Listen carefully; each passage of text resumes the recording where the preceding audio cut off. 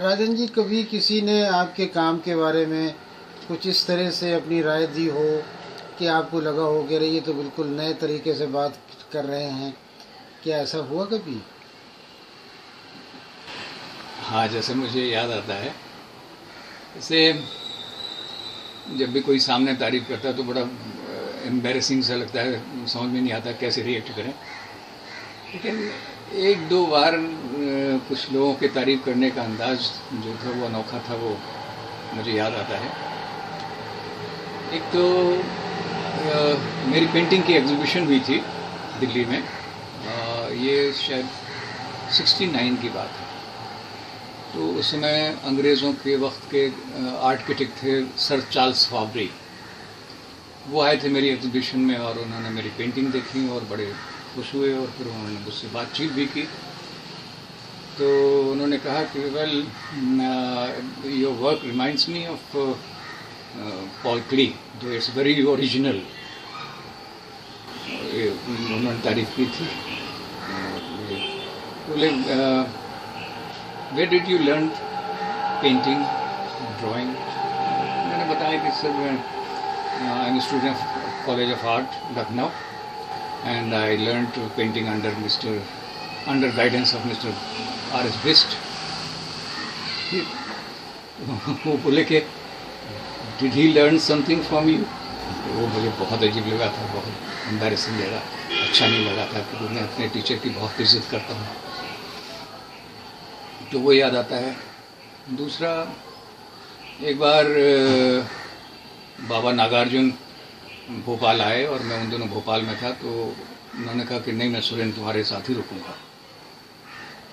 तो वो मेरे साथ रहे कुछ दिन। एक बार वो मेरी चीज़ें टटोलते रहते थे, देखते रहते थे, सब चीज़ें पढ़ते रहते थे, तस्वीरें देखते रहते थे और कई साल से परिचय था, जानते थे, मेरा काम देखा था उन्होंने, फोटोग्राफ भी, पेंटिंग भी, तारीफ करते रहते थे। लेकिन एक बार जब मैं घर पहुंचा तो बोले कि सुरेंद्र, मैंने खिचड़ी बना के रखी हुई है और इस बीच में तुम्हारा सारा काम देखा मैंने, जो तुमने लिखा है इधर सब कुछ देखा और ये पढ़ो। मैं एक कार्ड, उन्होंने मुझे मेरे हाथ में एक कार्ड दिया। मैंने कहा क्या है ये? बोले पढ़ो पढ़ो पढ़ो। तो मैंने उसमें पढ़ा तो उसमें लिखा हुआ था कि मैं अपने आप में एक बृहत्तम प्रतिष्ठान हूँ, मेरी कहीं कोई ब्रांच नहीं है। और नीचे लिखा हुआ था सुरेंद्र। मैंने कहा ये क्या है? मैंने कभी नहीं लिखा, ये क्या है? अरे बोले तुमने नहीं लिखा, मुझे तुम मेरी हैंडराइटिंग नहीं पहचानते हो, मैंने लिखा है ये। तो मैंने कहा तो नीचे नागार्जुन लिखो ना, मेरा नाम क्यों लिखा, सुरेंद्र राजन क्यों लिखा? बोले नहीं नहीं, ये उसके लिए है, तुम एक बोर्ड बनवाना किसी से और अपने घर के बाहर लिख करके, इबारत लिख करके टांग देना। तो उनका एक अनोखा अंदाज था तारीफ करने का, तब भी मुझे बड़ा अजीब सा लगा था। इस तरह से बहुत सारे लोग तारीफ करते हैं, सामने तारीफ करते हैं। एक और मुझे याद आता है, जब ये मुन्ना भाई MBBS का प्रीमियर शो हुआ था तो हम सब लोग देख रहे थे। बाद में बाहर निकले तो संजय ने कहा कि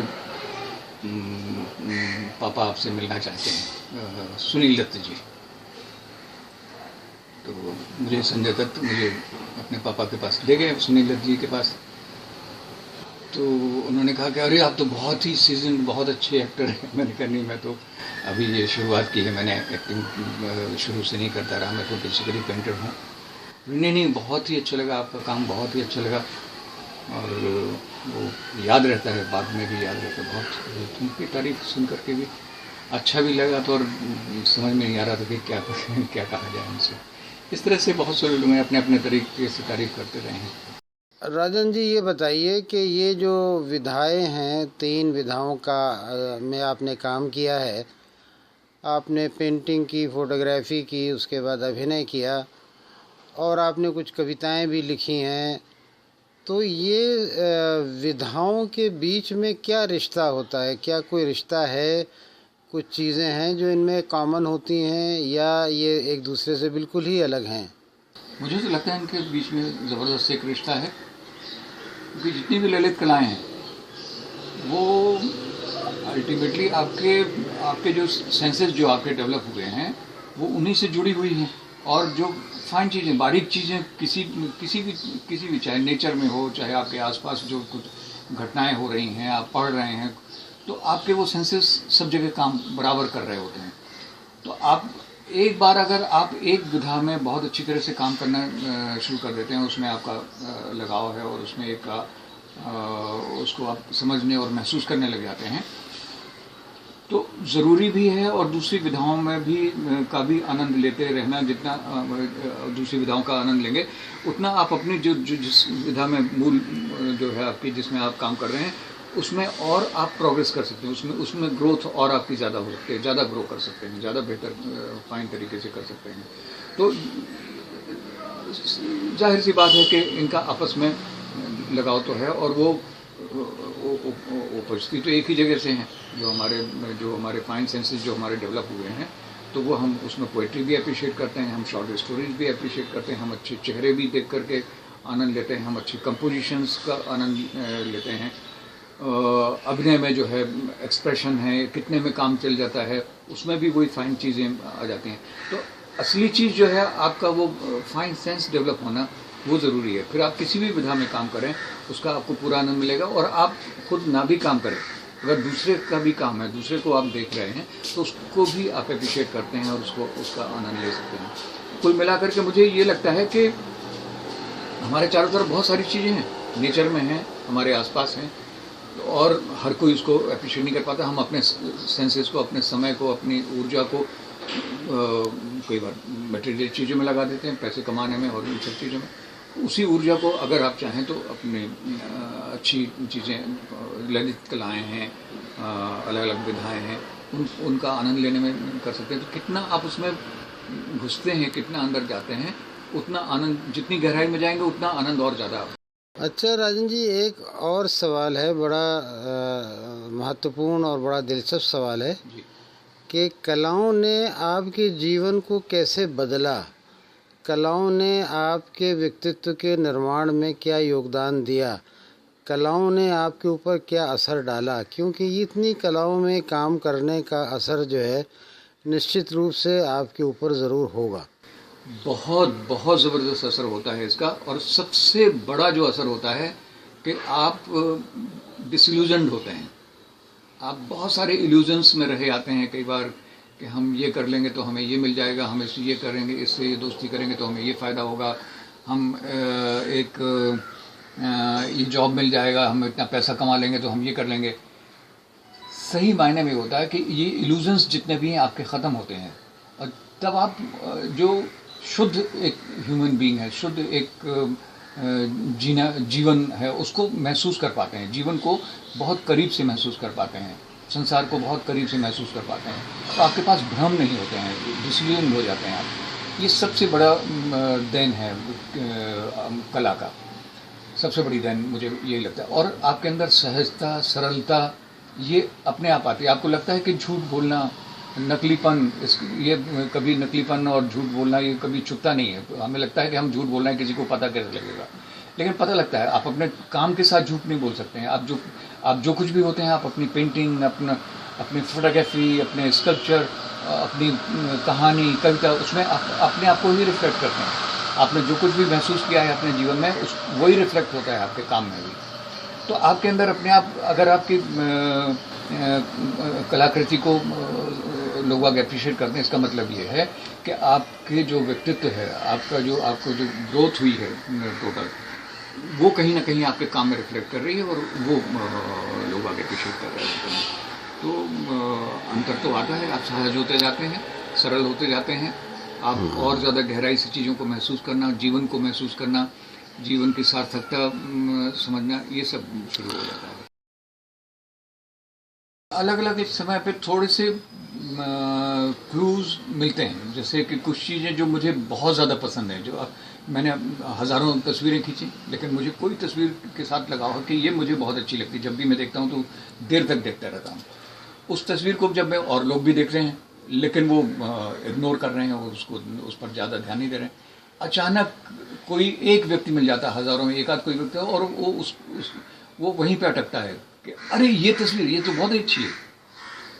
तो वहाँ पे मुझे लगता है कि अरे मैं कई बार ये लगता है कि मैं, हो सकता है मुझे बहुत अच्छी लग रही हो, मेरे अपने ऊपर डाउट होने लग जाते हैं, लेकिन जब दूसरा कोई अप्रिशिएट करता है उसी चीज़ को, तो लगता है कि नहीं, मैं कोई बहुत गलत नहीं हूँ, या दूसरे लोग भी उसको महसूस कर सकते हैं। तो जैसे एक फोटोग्राफ था, बहुत ही साधारण, बहुत ही मामूली सा देखने में लगता था, कीलें ठुकी हुई हैं एक लकड़ी के ऊपर, बहुत सारी बड़ी बड़ी कीलें, और वो ठोकी इसलिए गई थी कि कहीं वो हिले डुले नहीं, उसके साथ जुड़ा रहे दूसरे लकड़ी के साथ। लेकिन कुछ कीलें सीधी अंदर चली गई थी, कुछ टेढ़ी मेढ़ी हो गई थी, वो नहीं गई होंगी, तो वो वहीं तो उसी तरह से ठोक दी गई। वो मुझे बहुत अच्छा लगा था, और सर्वेश्वर जी ने भी एक बार उसको बहुत पसंद किया था, और वो पूर्वग्रह के कवर पे भी छपी थी वही तस्वीर। तो उसमें कुछ भी नहीं है, कीलें ही हैं सिर्फ, वो ठुकी हुई एक लकड़ी के ऊपर, और कुछ भी नहीं है। लेकिन वो अपने आप में एक मुझे तो एक पोइट्री की तरह लगती है, क्योंकि कीलें जो हैं वो, जैसे हम उसको कहते हैं कि ये इसका हेड है, कील का हेड है, माथा है, तो वैसी एक पर्सोनिफिकेशन हो जाता है एक ह्यूमन बींग का। भले ही उसके पैर ना हो, लेकिन एक जो उसका नुकीला हिस्सा है नीचे का, वो लगता है उसके ऊपर खड़ी हो सकती है, वो उसके पैरों की तरफ का है और हेड उधर है। तो वो कहीं इनका इंसान को पर्सोनीफाई करने लग जाती है। तो फिर उस पर एक कहानी किसी ने खुद ही बता दी, मैंने तो नहीं सोचा था कि भाई ये इंसान जैसे कुछ लोग होते हैं जो कंप्रोमाइज़ कर लेते हैं, वो तो सीधे चले जाते हैं अंदर, लकड़ी के अंदर घुस जाते हैं। कुछ लोग हैं जो रिजेंट करते हैं, जो तैयार नहीं होते हैं कंप्रोमाइज़ करने के लिए, या जो शर्तें हैं उनको नहीं स्वीकार करते हैं, वो अड़ जाते हैं, और वो अंदर नहीं जाते हैं, तो वो बाहर ही रह जाते हैं। तो लेकिन वो बाद में ज़्यादा दिखाई देते हैं, उनका हिस्सा ज़्यादा दिखाई देता है, लेकिन जो ठुक जाते हैं उनका बहुत थोड़ा सा हिस्सा दिखाई देता है। तो उसके पीछे किसी ने अपने तरीके से उसको एनालाइज करके बताया। लेकिन मुझे कुल मिला करके उसका कंपोजिशन, उसकी जो अदाएँ थी, कील की जो अदाएँ थी, उनका टेढ़ा मेढ़ा होना है, वो फॉर्म जो है, आकार बोलते हैं, आकार भी अपनी कहानी कहते हैं, आकार अपना प्रभाव डालते हैं। तो उनके आकारों से बहुत प्रभावित हुआ था, उनके कंपोजिशन से। तो इस तरह की चीज़ जब अप्रिशिएट करते हैं लोग, तो मुझे बहुत अच्छा, हर कोई नहीं कर पाता इतनी जो सरल चीज़ होती है, जितनी सहज होती है उतनी लोगों के लिए अप्रिशिएट करना मुश्किल होता है, मुझे ऐसा लगता है। तो कुछ लोग जो कर पाते हैं तो मुझे बहुत अच्छा लगता है। अच्छा राजन जी, जीवन में बहुत लोगों से आपकी मुलाकात हुई, बहुत लोगों से आप मिले, ऐसे लोग कौन से आए आपके जीवन में, आपसे जिनका कांटेक्ट हुआ, कि जिनसे मिल के आपको बड़ी खुशी हुई और आपको लगा कि हाँ, इनसे मुझे कुछ, मतलब मैं कुछ सीख रहा हूँ, मैं कुछ समझ रहा हूँ, मुझे कुछ मिल रहा है, मुझे किसी तरह का आनंद या किसी प्रकार का ज्ञान, कुछ ऐसा हो रहा है कि जो मेरे व्यक्तित्व में कुछ जोड़ रहा है। ऐसे कौन लोग रहे?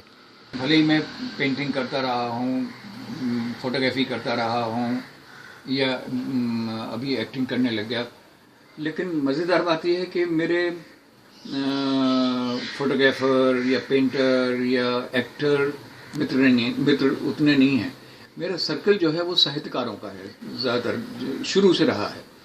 उसका कारण शायद ये रहा है कि मैं पढ़ता बहुत रहा हूँ और मेरा साहित्य में बहुत इंटरेस्ट रहा, जबकि मैंने कभी ज़्यादा इतना कोई ऐसी साहित्यिक रचना नहीं मेरी कोई ऐसी हुई है। मैंने कोई बहुत बड़ा उपन्यास या कहानी या कोई कविता संग्रह ऐसा कुछ भी नहीं किया है। लेकिन मेरी जो ग्रोथ हुई है सारी की सारी, मुझे जो इंस्पिरेशंस मिले हैं, जो मुझे अपने आप को खुद को बनाने में, अपने जीवन को समझने में और फिर उसको सुधारने में मदद मिली है, वो अच्छे अच्छे बड़े बड़े राइटर्स की कहानियाँ पढ़ करके, और उनका बहुत ज़्यादा प्रभाव मेरे ऊपर पड़ता है तो रहा है। और ऐसे में इस वजह से मेरे बहुत अच्छे अच्छे साहित्यकारों के साथ मिलने जुलना हुआ, जिन्होंने मेरे ऊपर प्रभाव डाला। जैसे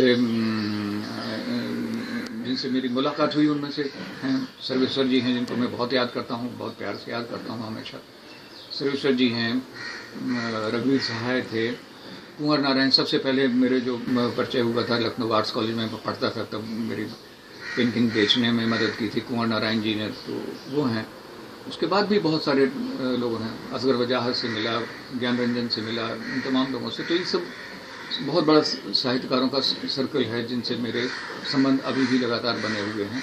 उनमें से कुछ हैं अभी, कुछ नहीं हैं, लेकिन और कुछ लोग अचानक मिल जाते हैं। जैसे एक मुझे मैंने एक उपन्यास छोटा सा पढ़ा था, भिक्षुणी, और उसके जो राइटर थे सुभाष भेंडे, तो मैंने कभी सोचा भी नहीं था, मैं भोपाल में था, उस समय की बात है, 20-25 साल पहले की बात है, लेकिन नाम याद रहा क्योंकि मुझे उपन्यास बहुत अच्छा लगा था, तो मुझे उनका राइटर का नाम याद रहा और मुझे लगा कि यार कभी इनसे भेंट हो जाए तो बड़ी अच्छी बात है। एक फिल्म देखने के लिए हम लोग गए थे और वो भी आए हुए थे, तो किसी ने मेरा परिचय कराया और कहा कि ये सुभाष भेंडे हैं। तो मुझे इतनी खुशी हुई कि अरे ये वही हैं, और मैंने सोचा भी नहीं था कि इनसे मुलाकात हो, चाहा तो था कि मिले, लेकिन अचानक भेंट हो गई। मैंने कभी कोशिश नहीं की थी मिलने की और अचानक भेंट हो गई, तो मुझे बेहद खुशी हुई थी उनसे मिल करके। और फिर मैंने बताया कि मैंने आपका उपन्यास बहुत पहले पढ़ा था और बहुत अच्छा लगा। अब आप एक तरह से फिल्मों में हैं, फिल्मों में अभिनय करते हैं, तो ये फिल्मों की दुनिया एक अलग दुनिया है, ये बड़ी एक अजीब दुनिया है जो एक माने में उन दुनियाओं से अलग है जिनमें आप पहले थे। तो इस फिल्मी दुनिया के जो दबाव हैं, यहाँ का जो कमर्शियल दबाव है, यहाँ के और अलग अलग तरह के दबाव हैं, उनसे कैसे आप एडजस्ट करते हैं, किस तरह से आप उनसे निगोशिएट करते हैं? सच बात तो यह है कि जो मुझे कुछ चीज़ें बिल्कुल पसंद नहीं है इस विधा में काम कर रहा हूँ, क्योंकि मैं जीविका मेरी उसी से चलती है और आदत मेरी ये रही कि कोई भी काम चाहे अच्छा हो बुरा हो, जैसा भी मुझे पसंद हो ना पसंद हो, लेकिन अगर करना है तो होल हार्टेडली करना है। तो मैं कर रहा हूँ और इस वजह से अप्रिशिएशन भी काफ़ी मिलता है। लेकिन मुझे सबसे ज़्यादा निराशा शायद हुई है तो इसी फील्ड में हुई है, एक्टिंग की फील्ड में, क्योंकि यहाँ पे नकलीपन बहुत ज़्यादा है जो मुझे बिल्कुल पसंद नहीं है। बहुत नकलीपन है, दिखावा बहुत है, झूठ मूठ का दिखावा, नकली जीवन जीना, ये सब जो है, ये शो ऑफ करना, इससे मेरा कोई पहले कभी भी कोई संबंध नहीं रहा और अभी भी नहीं है। तो मैं एक सबके बीच में एक अनोखा और अलग तरह का व्यक्ति हो जाता हूँ। शायद उसके बावजूद मुझे काम मिलता रहता है, पता नहीं कैसे, लेकिन मैं इसको इस तरह से लेता हूँ जैसे कि मोची अपना जूते चप्पल ठीक करता है, कील ठोकता है, सिलाई कर देता है और उसके इतना काम किया, उसके इतने पैसे हो गए। ना वो जूते पहनना है उसको जो उसने ठीक किए हुए हैं, ना उसका ब्रांड से कोई मतलब है। तो मैं फिल्मों में यह काम इस तरह से करता हूँ कि भाई ठीक है, हमें इतना काम किया, हमें इतना पैसा, मजदूरी है, इतना पैसा हमें मिल गया। लेकिन साथ में ये भी है कि जो भी काम, शुरू से आदत मेरी रही कि जो भी काम करना है उसको होल हार्टेडली करना है, तो उसकी वजह से शायद काम लोगों को पसंद आ जाता है, बहुत अच्छा होता है और मुझे काम मिलता रहता है। मैंने उस तरह के जो कोशिशें होती हैं और लोग करते हैं, वो सब मुझे नहीं करना पड़ा, करता भी नहीं हूँ, काम मिल जाता, बड़ी अच्छी बात है, लेकिन अपने आप उसमें कुछ काम आता रहता है। लेकिन मैं बहुत ज़्यादा खुश नहीं हूँ इस विधा में, क्योंकि इसमें जो हो सकता है उनकी अपनी मजबूरी रही हो। बहुत अच्छी फिल्में बनाई जा सकती हैं, लेकिन इसलिए नहीं बनाई जाती हैं क्योंकि उससे उतना रिटर्न मिलेगा कि नहीं मिलेगा। सबसे पहले ये सोचा जाता है कि हम इतना पैसा खर्च कर रहे हैं इस फिल्म में, उतना रिटर्न मिलेगा कि नहीं मिलेगा, फ़ायदा मिलेगा कि नहीं मिलेगा, और जो पैसा लगाने वाला है वो उसको उसकी क्वालिटी से या कथ्य से उससे कोई संबंध नहीं रहता, उसको पैसे से मतलब रहता है सीधा। तो इस वजह से मैं थोड़ा सा इससे दूर रहता हूँ और बहुत आनंद नहीं ले पाता। लेकिन शॉर्ट फिल्म्स में कई बार छोटी छोटी फिल्में होती हैं और बहुत इंथुजियाज्म होता है, नए नए लड़के या नए यंग लोग जो बना रहे होते हैं, छोटे में बहुत बड़ी बात कहना चाहते हैं, उसमें मुझे शॉर्ट फिल्म्स में भले ही पैसे कम मिलें या ना मिलें, लेकिन उसमें काम करके मुझे ज़्यादा मज़ा आता है और मैंने शॉर्ट फिल्म्स बहुत की हैं। राजन जी, इतने लंबे तजुर्बे के बाद नए लोगों को कोई मैसेज आप देना चाहेंगे कि वो कैसे काम शुरू करें, कैसे आगे बढ़ें? एक चीज़ ज़रूर कहना चाहूँगा कि जो भी आप काम करते हैं, चाहे कुछ भी करें, आप होल हार्टेडली करिए। और दूसरी चीज़ ये है कि कभी ये मत सोचिए कि हम कुछ किसी से छुपा सकते हैं। आपके काम में ट्रुथ ज़रूर होनी चाहिए, सत्य होना चाहिए। नकलीपन जो है वो लॉन्ग लास्टिंग नहीं होता, बहुत दिन तक नहीं चलता है।